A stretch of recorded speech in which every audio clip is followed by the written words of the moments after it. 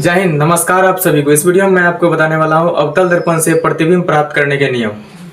देखिए, अवतल दर्पण ऐसा दर्पण होता है जिसका परावर्तक सतह धंसा हुआ रहता है। इस साइड यहाँ पर रजदीत किया हुआ है और इस साइड धंसा हुआ है। तो जिस गोलीय दर्पण का परावर्तक सतह धंसा हुआ रहता है उसको अवतल दर्पण कहते हैं।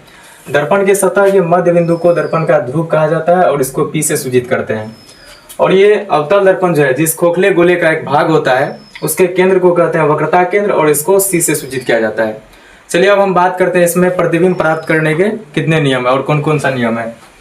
देखिए, सबसे पहला नियम है अवतल दर्पण के प्रधान अक्ष के समांतर में जो किरण आपतित होती है, इसका ये प्रधान अक्ष है। मुख्य फोकस F और वक्रता केंद्र C को मिलाने वाली सीधी रेखा को कहते हैं मुख्य अक्ष या प्रधान अक्ष। अंग्रेजी में इसको प्रिंसिपल एक्सिस कहते हैं।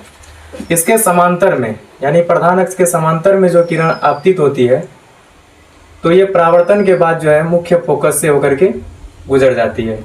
ये ऑब्जेक्टिव में भी पूछा जाता है कि अगर प्रधान अक्ष के समांतर में कोई प्रकाश की किरण आपतित होती है तो ये परावर्तन के बाद जो है किससे होकर गुजरती है, तो इसका आंसर हो जाएगा मुख्य फोकस F, मुख्य फोकस, और इसको सूचित करते हैं F से। यहां से आपका ऑब्जेक्टिव क्वेश्चन पूछा जाता है ना। अवतल दर्पण के प्रधान अक्ष के समांतर में जो किरण आपतित होती है तो ये परावर्तन के बाद किससे गुजरेगी, मुख्य फोकस F से होकर के गुजरती है। चलिए अब दूसरा नियम का बात करते हैं।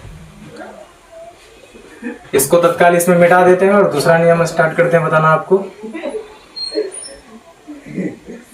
दूसरा नियम है कि जब अवतल दर्पण में कोई प्रकाश की किरण मुख्य फोकस से होकर के आपतित होती है, यानी मुख्य फोकस से होकर के जाती है और दर्पण पर पड़ती है, तो ये परावर्तन के बाद जो है प्रधान अक्ष के समांतर में हो जाती है। अगर कोई प्रकाश की किरण मुख्य फोकस यानी F से होकर के अगर आपतित होती है दर्पण पर, तो ये परावर्तन के बाद मुख्य फोकस के मुख्य अक्ष के समांतर हो जाती है, मुख्य अक्ष के समांतर हो जाती है। यहां तक मैं आपको दो चीज अभी तक में समझ में आ गया। पहला चीज ये कि अगर प्रधान अक्ष के समांतर में कोई किरण आपतित होती है तो ये परावर्तन के बाद कहां से होकर गुजरेगी, मुख्य फोकस F से होकर के। और दूसरा रूल क्या है, फोकस F से अगर कोई प्रकाश की किरण आपतित होती है दर्पण पर तो ये परावर्तन के बाद जो है प्रधान अक्ष के समांतर में हो जाती है। चलिए अब तीसरा नियम का बात करते हैं।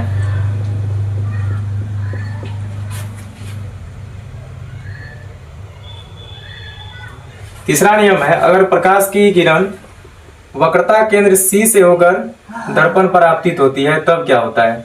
जब वक्रता केंद्र C से होकर के कोई प्रकाश की किरण दर्पण पर आपतित होती है तो ये पुनः उसी दिशा में लौट जाती है। मतलब जिस दिशा से आई थी, जिस रास्ते से, उसी रास्ते पर ये फिर से लौट जाती है और ये वक्रता केंद्र से ही गुजर जाती है। तो ये था 3 नियम।